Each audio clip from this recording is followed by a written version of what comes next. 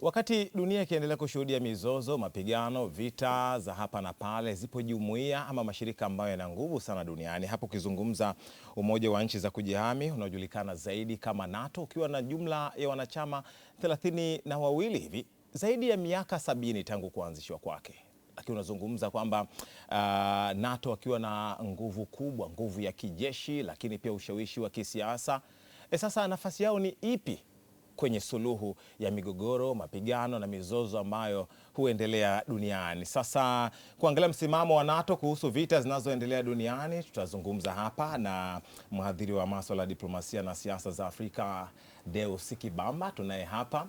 Lakini tutazungumza pia na Abdushakur Aboud kwa njia ya mtandao akiwa Washington. Huyu ni mwanahabari mkongwe, kwa tutakuwa naye hapa. Mwalimu, karibu sana. Nakushukuru sana. Ndio. Karibu mwalimu. Asante sana, nawashukuru. Tumefurahi sana kuwa naye asubuhi hii. Mimi pia nafurahi. Si ndio? Sawa sawa. Abdushakur, bila shaka unatupata vizuri. Habari za wakati huu? Salama sana, nawapateni vizuri sana. Asante. Sawa sawa. Tunaangalia hii NATO, nguvu yake, ushawishi wake wa kisiasa, ina nafasi gani kwenye suluhu ama kumaliza vita ambavyo vinaendelea duniani? Naam, ukizungumzia shirika la NATO kwa hivi sasa mtu anaona kwamba imeshindwa kujihusisha zaidi katika kuweza kusitisha mapigano. Viongozi walikutana kule Ankara na mara moja kuimarisha uhusiano wao, hasa ulikuwa unalegalega kutokana na misimamo inatofautishana ya Rais Donald Trump. Donald Trump tangu kuingia madarakani amekuwa akitishia NATO kwa njia moja au nyingine, lakini inabidi kufahamu kwamba NATO kwa upande wake ni ushirika wa kujihami mataifa hayo yaliyopo wanachama. Kwa hivyo haijihusishi moja kwa moja katika juhudi za kuleta amani, zaidi inajihusisha kulinda usalama wa mataifa hayo. Lakini tumeona NATO ikijihusisha katika vita vya Libya kutokana na amri ya ushirika huo, au ikijihusisha na vita katika eneo la Mashariki ya Kati ikiwa imealikwa, lakini hatujaona NATO ikishiriki moja kwa moja katika masuala ya upatanishi, masuala ya kupata amani, isipokuwa hivi sasa labda inajihusisha zaidi katika kutafuta amani kule Ukraine, lakini inaonekana kwamba NATO inachukua upande wake wa kuisaidia Ukraine zaidi kuliko kusaidia kumaliza vita kati ya Russia na Ukraine, ingawa katika mkutano wa Ankara wamesema moja kati ya sababu muhimu kubwa inayohitajika hivi sasa ni kujaribu kumaliza vita hivi vya miaka 4. Haya, sawa Shakuru, tutarejea hapo kwako. Mwalimu, Marekani yupo ndani ya NATO na ukiangalia kwenye zile nchi 32 ambaye ni mtu ambaye ipo kwenye mizozo, ipo kwenye sura ya mijadala ya migogoro zaidi, ni Marekani kuliko wengine.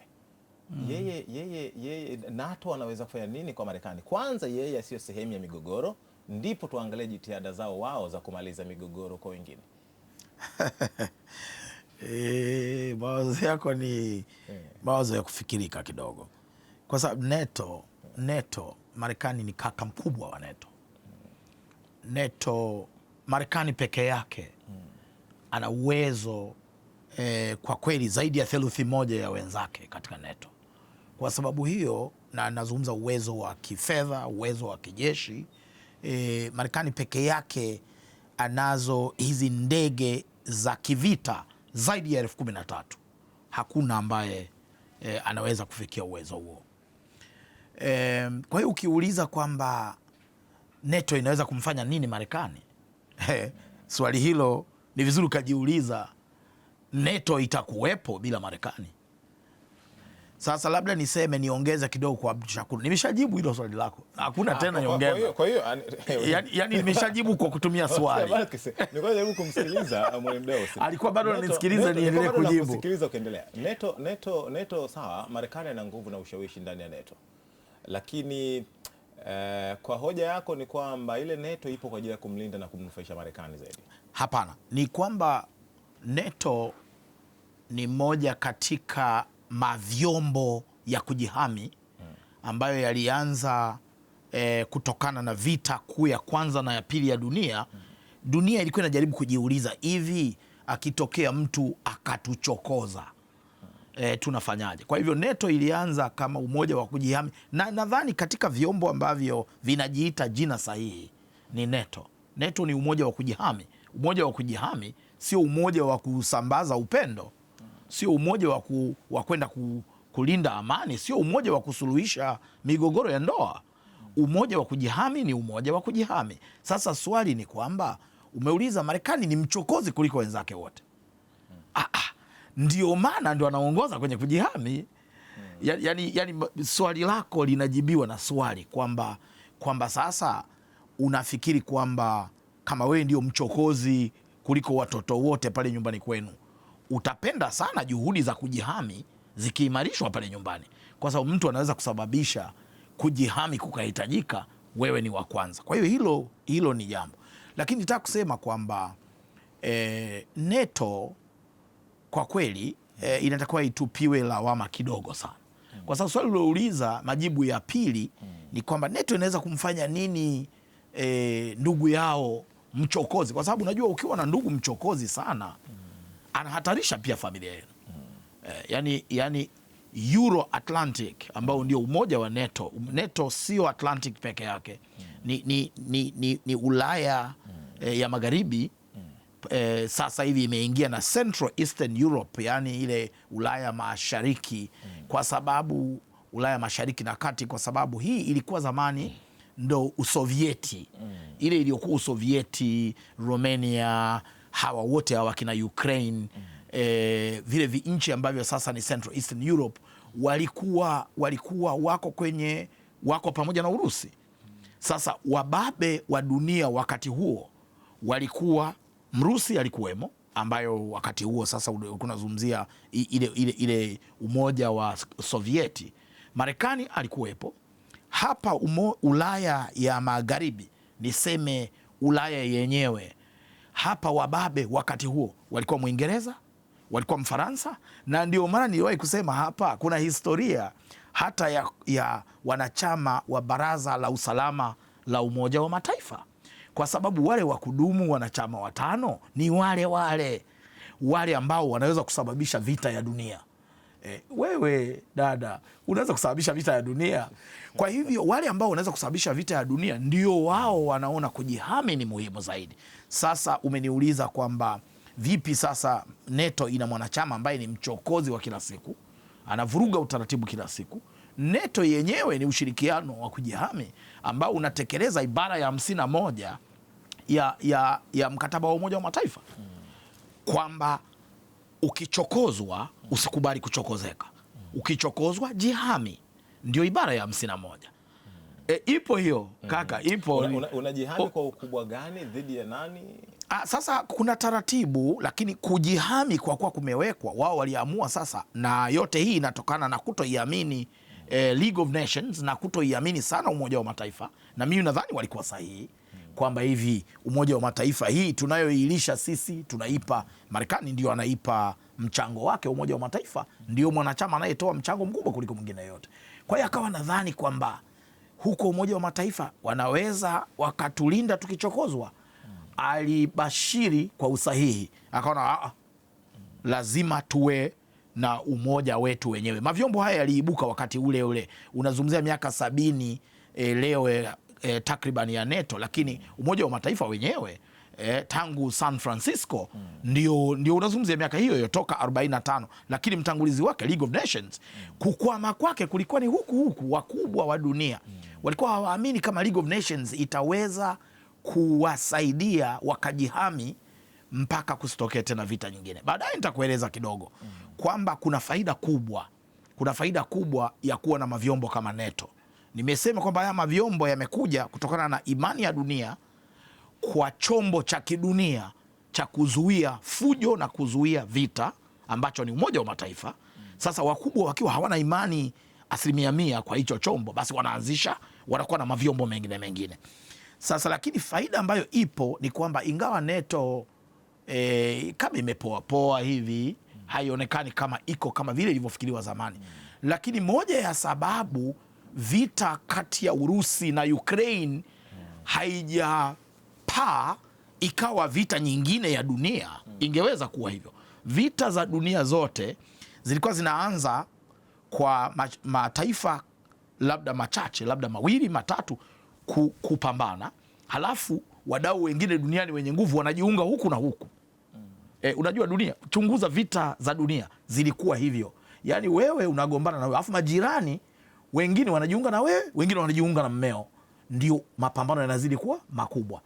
Pale Urusi na Ukraine, NATO, na hili nipeleke sifa kwa NATO, NATO wamejizuia sana, kwa sababu NATO ina uwezo maradufu mara 3 ya Urusi, lakini kwa kijeshi, kifedha, kivifaa, Marekani peke yake nguvu yake anayoitia kwenye NATO ni kubwa. Kwa hivyo Urusi hawezi kufua dafu. Kama wangeamua, kama NATO ingeamua ipigane vita ya kawaida, vita ya kizamani, tunaita conventional war, lakini NATO inaogopa kama itaingia full squad, waingie, yani wakaamue kuwa kwenye battleground, wasimame, wako Kiev, wako ndani ya Ukraine, wapigane na Urusi. Hawawezi kutabiri vita hii inaweza ikaenda mpaka wapi, kwa sababu Urusi naye kwanza anayo nguvu kiasi fulani, na Urusi pia anaaminika kwa nguvu ambayo wengine hawaijui vizuri, ambayo ina uhusiano pia na nuclear. Ulaya nayo inayo nuclear, NATO nayo wanayo, lakini hapo ndipo yani hakuna anayemwamini mwenzake. Ndio maana wamejizuia sana. Naweza kusema hili ndio moja ya faida ya kuwa na haya mavyombo. NATO imejizuia sana kuweza kuingia miguu, kichwa na mikono yote ndani ya Ukraine. Vita hii ingekuwa imekwisha. Hatuelewi ingeishaje, labda ingeisha kwa uharibifu mkubwa zaidi, lakini kujizuia kwao kunatokana na kwamba wanaifikiria dunia, wanafikiria wasije wakaingia wakaonyesha nguvu, halafu vita ikasambaa ikawa sasa vita ya scale kubwa zaidi, ya ukubwa mkubwa zaidi, kiasi kwamba sasa tunarudi kwenye kile ambacho tulikubaliana San Francisco, tulikubaliana kana kwamba nilikuwepo miaka hiyo 45 kwamba kusitokee tena katika dunia hii vita ya ukubwa, sio tu vita, lakini vita ya ukubwa ule wa vita ya kwanza ya dunia au vita ya pili ya dunia. Mwalimu Deusi, kwa namna ambavyo umezungumza kwa muda mrefu, umenipa tafakuri. Ndio. Na pengine wewe au Abdul Shakur anaweza akatusaidia katika hili. Hii NATO ni jumuiya ya kujihami ya Magharibi, kwa maana ya kwamba kwa vita ambavyo vinaendelea kwa mataifa mbalimbali, kama kuna nchi ambayo ni mwanachama wa NATO na nchi hiyo iko kwenye vita na nchi nyingine ambayo si mwanachama wa NATO, mantiki ya moja kwa moja hapo ni kwamba NATO inaenda kumsapoti yule ambaye yuko kwenye chama chao, yule ambaye yuko kwenye umoja wao. Ndio. Ndivyo hivyo. Ndio.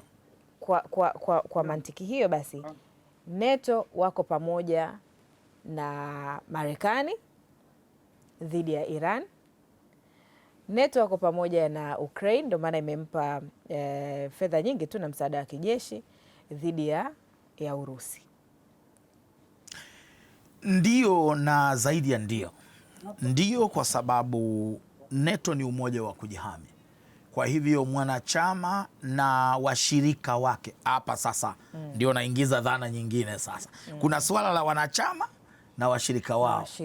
Ukraine sio mwanachama wa NATO bado, alikuwa anataka kuwa mwanachama, na Urusi, moja kati ya hoja zake ni kwamba kumruhusu Ukraine ajiunge moja kwa moja. Ukraine alijiunga miaka ya nyuma, alijiunga na kama baraza la ushirikiano, yuko kwenye ngazi ya ushirikiano na NATO, lakini hajafikia kuwa mwanachama kamili. Na kwa mujibu wa in fact NATO, moja ya sababu wanaeleza kwa nini hawawezi kuingia kichwa, miguu na mikono ndani ya Ukraine ni kwamba watakuwa wanakiuka mkataba wao wenyewe. Ibara ya 5 inataka dhana ya kujihami NATO ideploy, iende ikajihami kama mwanachama wao kamili. Anakuwa amevamiwa. Kumvamia mwanachama, kumgusa mwanachama wa NATO, umegusa NATO yote. Ndio mkataba wao unavyosema.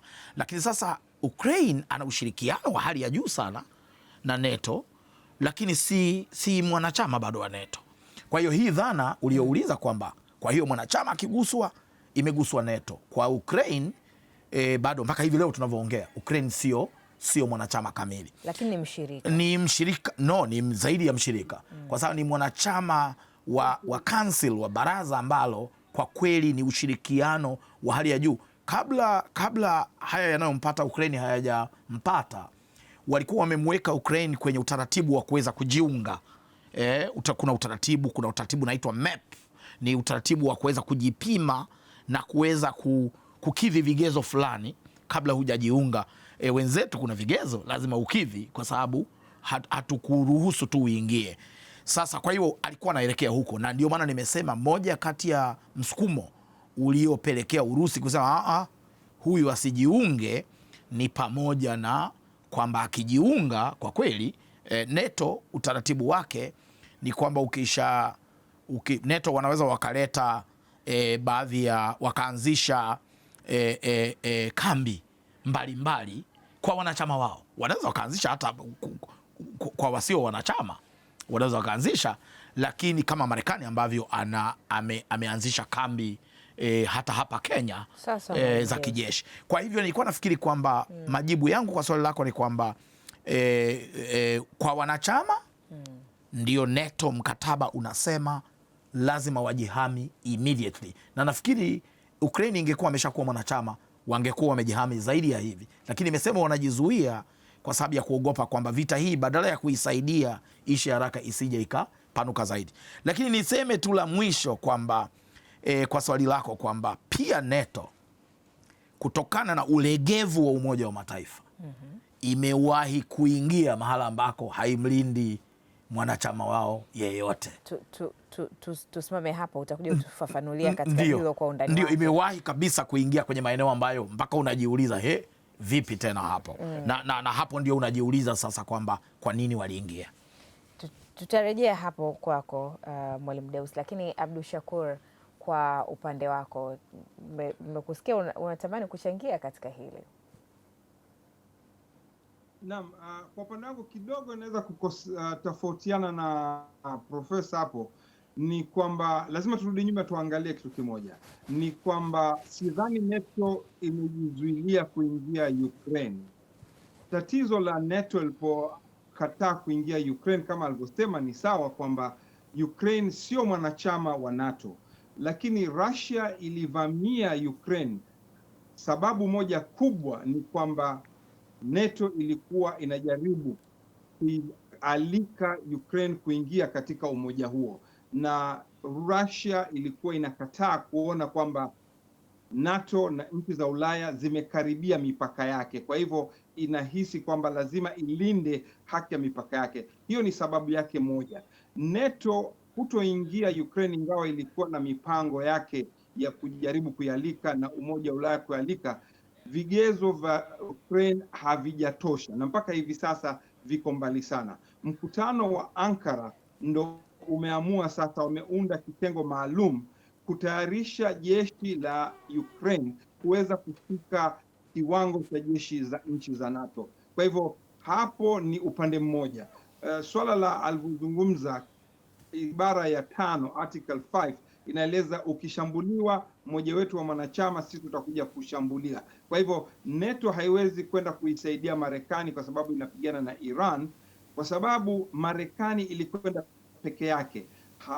Rais Trump hakuomba NATO impe msaada. Hivi sasa ndo anataka NATO isaidie, lakini NATO inasema kwamba Marekani haijashambuliwa, ni Iran iliyoshambuliwa. Kwa hivyo wewe mwanachama wetu hujashambuliwa, wewe umeshambulia, kwa hivyo hatuwezi kuingia kati. Kwa hivyo unaona kwamba kuna tofauti kubwa sana. NATO sasa inajaribu kutafuta njia kupata suluhu katika swala la Iran na swala la Ukraine, kwa sababu inaathiri uchumi na hali ya dunia. Kwa hivyo unakuta kwamba NATO kama alivyosema ni moja kati ya mashirika ya kujihami. Kulikuwa upande wa mashariki, kulikuwa na Warsaw Pact vile vile, wakati wa Urusi, umoja wa Urusi ulipokuwepo pamoja, walikuwa na shirika lao la kujihami, makao makuu yao ilikuwa Poland kule Warsaw. Kwa hivyo mashirika hayo mawili yalitokana na vita baridi, kutokana na baada ya vita vya pili vya dunia, kwamba upande wa magharibi na upande wa mashariki, kila upande walihisi kwamba lazima wajihami kijeshi, mbali na siasa za kikomunisti na nchi za magharibi. Ndio tumefikia hivi sasa kwamba Russia inahisi kwamba NATO inakaribia zaidi mipaka yake, kwa hivyo inajaribu kujihami. Na tusisahau Ukraine ndio ilikuwa kitovu cha maendeleo, silaha za nyuklia, silaha za kila aina za Urusi wakati ule. Kwa hivyo Russia inahisi kwamba ile ni eneo lake, ndio mwanzo wa eneo ambapo Urusi jumla, yani Sovieti, ilivyoundwa. Kwa hivyo inafanya kila njia kuhakikisha kwamba inalinda eneo hilo. Ndo hali halisi ilivyo kwa hivi sasa. Abdul Shakur, katika suala la Iran na Marekani, Donald Trump amekuwa akituhumu baadhi ya nchi za Ulaya kwamba hawamuungi mkono katika hilo, na hata katika mkutano ambao amekutana kule Ankara ameendelea kuzungumza baadhi ya mataifa ya hasa Umoja wa Ulaya moja kwa moja. Sasa nikirudi katika misimamo ya NATO, wao makubaliano yao kama jumuiya ya kujihami ni kulindana wao kwa wao kama wanachama Sasa iweje kwenye swala hili la Marekani waone kwamba Marekani hajaathirika, kwa sababu kuna baadhi ya maeneo yake ambayo yapo katika nchi za Mashariki ya Kati, kambi zake za kijeshi zimeguswa. Kwa nini NATO sasa, Umoja wa Ulaya, baadhi ya nchi za Umoja wa Ulaya ambazo zipo pia katika NATO, kwa nini wasimsapoti mwanachama mwenzao, wasimsapoti mwanachama mwenzao ambao wako nao kwenye jumuiya? Hawakumsapoti kwa sababu moja ya msingi ni kwamba kama tulivyosema pale mwanzoni, NATO ilikuwa au nchi za Ulaya zilipinga kabisa Marekani kwenda kuivamia Iran. Wanajua kwamba Iran imevamiwa kutokana na ushawishi wa Israel. Kwa hivyo wanahisi kwamba utaratibu wa kufuata vita au kujihami haujafuatwa. Kwa hivyo wanahisi kwamba Rais Trump amekwenda kinyume na kanuni na sheria za NATO kuweza kusaidiwa. Na hivi sasa kama tunavyojua, wakati wote huu Trump anasema Marekani ilikuwa ikisaidia NATO, lakini NATO haisaidii Marekani, lakini ni uongo mtupu. Manake Marekani ilipoingia Afghanistan, NATO ilikwenda. Marekani ilipoingia Iraq, NATO ilikwenda, lakini walifuata utaratibu. Hivi vita vya Iran, NATO hawataki kabisa kujihusisha, kwa sababu wanajua kwamba Iran ni nchi ambayo imeshambuliwa kutokana na ushawishi wa Israel. Sasa kuja kujibu kwa nini NATO haisaidii Marekani kutokana na kushambuliwa vituo vyake kule Kuwait au Bahrain au Qatar, ni kwa sababu ile kwamba wanahisi Marekani ndio iliyosababisha vita hivi, na ni Marekani inabidi kupitia utaratibu maalum kuomba, na Trump hajaenda kuomba rasmi, yeye anazungumza hadharani. Kwa hivyo hajapata utaratibu unaohistahiki kuweza kuwa nchi za NATO kutumia ibara ya 5 Article 5 kuisaidia Marekani. Kwa hivyo hiyo ndio maana kwamba NATO hajaingia kuisaidia Marekani, na Marekani kwa hakika haina haja kuwapata msaada. Marekani inaweza kujitosheleza, kujilinda katika nchi hizo za Mashariki ya Kati, na NATO haitaki kupanua zaidi vita hivi vienee. Manake NATO ikiingia, bila shaka Russia na China zitajiingiza katika vita hivyo, na hapo ndo tutakuwa na vita vya dunia, na hilo ndo jambo ambalo Israeli inataka kuona, na NATO imetambua na imesema haiwezi kufanya hivyo. Wanasema wataweza kuisaidia kufungua njia ya Hormuz. Kwa hiyo kuna wakati ambao wao wenyewe kama washirika wanaona hawashirikiani. Ndio raha yenyewe, kwa maana ya kwamba mimi nilikueleza kwamba jambo moja la kuipongeza NATO ni kwamba wanapenda sana kufuata utaratibu. Marekani imekuwa ni kaka mkubwa wa NATO kwa miaka yote, unaweza kusema Marekani ni baba wa NATO, lakini Marekani ya wakati wa Donald Trump haifati utaratibu. Sasa kama hufati utaratibu, mmemuuliza Abdul Shakur hapa, kwa nini Marekani isisaidiwe na NATO kule Iran? Sasa wewe uende ukachokoze, halafu tukusaidie. Sisi ni umoja wa kujihami, NATO ni umoja wa kujihami. Sasa pale wakimsaidia Marekani kwenda Iran ambako wamesha kwenda, watakuwa wamekwenda kujihami. Kwani Deusi, samahani nikukatisha, umegusia ibara hii ya 5 ya NATO. Ndio. Ambayo inazungumza ukimgusa mwanachama umegusa jumuiya nzima. Ndio. Lakini ibara yao ya 4 inazungumza kuhusiana na mashauriano. Kabla hamjaenda huko tumeshauriana. Sasa hawajashauriana. Wasiposhauriana tafsiri yake ni nini? Unasimama peke yako wewe ambao umeanzisha hilo? Sasa unajua kama hukuona umuhimu wa kushauriana na ndugu zako, ukaamua kwenda kuparamia jirani, yatakayokupata sisi tunakutazama. NATO si kweli kwamba haifuatilii maendeleo ya Marekani na Iran kule Iran. Inafuatilia sana. In fact, kwenye intelligence na kitu tunaita reconnaissance, yani ufuatiliaji unaendelea kila siku. Ndio maana wako very much informed, wako wana taarifa zote kwamba msukumo wa Marekani kuigusa Iran umetokana na Israel. Sasa unaona hapo kuna lea nyingine tena inaingia. Sasa NATO itakuwa ni kama inaburuzwa tu, kama itakuwa mwanachama wake akigusa, akienda kavamia majirani, akienda kavamia watu wengine, NATO inaburuzwa iende kusaidia kule. Na Abdul Shakur pia ameongeza pointi moja ya muhimu sana. Nilizungumza mwanzoni, labda nilikuwa sijamalizia. Nilisema NATO inajaribu kujizuia, na narudia tena. NATO imejizuia sana katika kuingia kwenye vita upande wa Ukraine. Sababu ni mbili. Ya kwanza, Ukraine si mwanachama, ameeleza vizuri, hajatimiza vigezo bado. In fact, wanataka sasa wamsaidie apate uwezo, jeshi lake lifikie viwango. Na nataka niseme jambo moja ambalo Abdul Shakur alikuwa hajalifikia, haitakuwa tu kuwasaidia kijeshi peke yake, itabidi kuwasaidia na kiuchumi.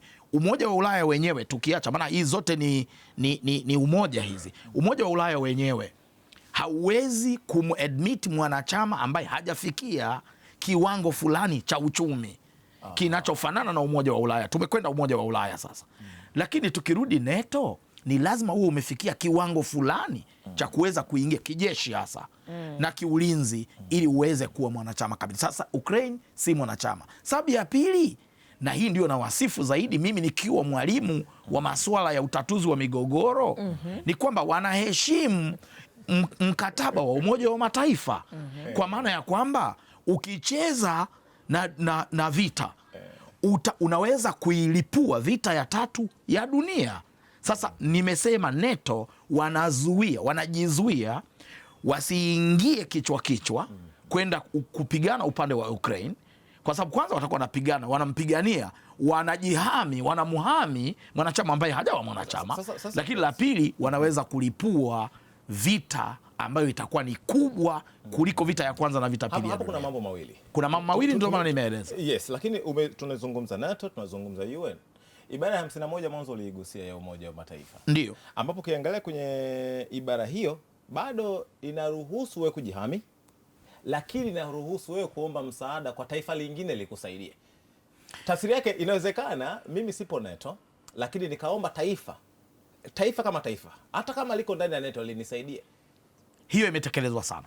Labda kwa ufupi tu niseme hiyo imetekelezwa sana kwenye hili suala la Ukraine na Urusi. Mpaka hivi leo Ukraine inapata msaada kutoka kwa NATO. Sababu mbili tu. Ya kwanza ndio hiyo kwamba Ukraine amelia. Umemuona rais wa Ukraine mara kwa mara anakwenda Brussels, mara kwa mara anakwenda Marekani. Na katika ziara moja mambo hayakwenda vizuri sana kule Marekani, kwa sababu alikuwa anashangaa Marekani ana uwezo wa kunisaidia nikaweza kupambana na nani? Na Urusi. Lakini Marekani akawa anaonekana kama, kuna wakati Marekani unajua anamshangaza sana Ukraine, kwa sababu afadhali hata hawa wanachama wengine wa NATO wamesimama sana na Ukraine. Marekani kuna wakati mara amekwenda kwenye ziara Urusi, mara wanacheka kule. Sasa Ukraine akawa haelewi vizuri hii NATO iko pamoja au haiko pamoja. Kwa hivyo sababu ya pili ni kwamba nayo kueleza kwamba hii dhana ya mwanachama kuweza kujilinda, na hii ilikuwa ni dhana ya mwanachama.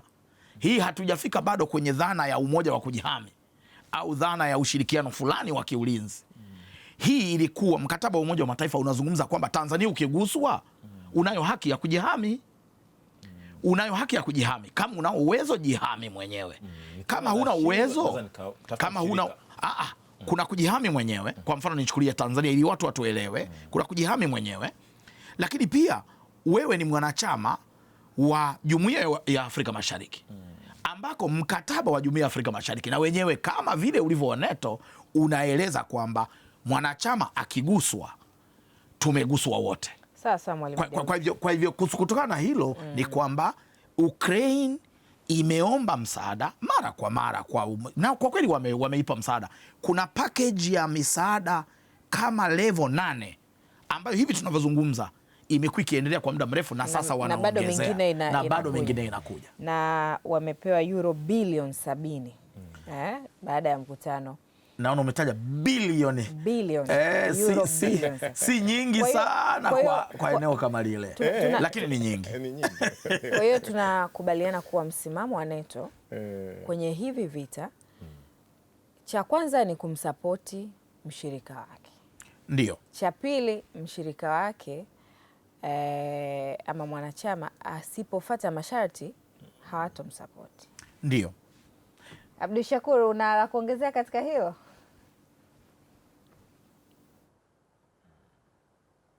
Abdul Shakur Abud, bado uko nasi? Naam, nakusikia, lakini sijasikia swali lako. Nakwambia, una la kuongezea lolote katika msimamo huu wa NATO katika haya yote ambayo tumeyazungumza? Bila shaka swala kama tulivyozungumza, nafikiri tumezungumzia masuala haya yote yanayohusika na NATO kusaidia Ukraine na NATO kusaidia Iran. Lakini kitu kimoja muhimu inabidi kuangalia kwamba Ankara imebadilisha msimamo kabisa wa NATO kutokana na kwamba Marekani imekubali hivi sasa kwamba nchi za Ulaya zipeleke makombora na silaha mbalimbali kule Ukraine, lakini inapitia nchi za Ulaya. Lakini cha muhimu ni kwamba wamekubali hivi sasa makombora ya masafa ya wastani yaweze kutengenezwa kule Ukraine. Watapewa kiwanda, watafundishwa namna ya kujitengenezea wenyewe, na Marekani imechukua tahadhari ili Russia isione kwamba Marekani inajihusisha moja kwa moja. Kwa hivyo moja kati ya masuala muhimu ya NATO hapo ni kwamba imepanua zaidi ushirika wake na Ukraine kutokana na mkutano wa Ankara. Kuna mambo mengi sana yametokeana na mkutano huo, kuimarisha mafunzo, kuimarisha elimu, kuimarisha teknolojia, ili Ukraine wasili kiwango ambacho kinachohitajika kuweza kuingia katika NATO na kuweza kuleta amani vile vile katika eneo hilo. Na hii yote inatokana na kwamba Russia katika miezi ya hivi karibuni imekuwa ikishambulia au roketi zake au ndege zake zisizo na rubani zimekuwa zikiingia nchi za zamani za Russia. Sasa tunakushukuru sana kwa mchango wako Abdul Shakur Abud. Tumezungumza naye mwanahabari mkongwe akiwa kule Washington DC, lakini tumezungumza hapa na Deus Kibamba, si tu mhadhiri wa diplomasia na siasa za dunia, lakini ni mwalimu wa migogoro wa utatuzi ni kama mwalimu wa kuchochea migogoro hapa. Mwalimu wa utatuzi wa migogoro. Tunakamilisha hivyo kwa wakati huu. Asante sana.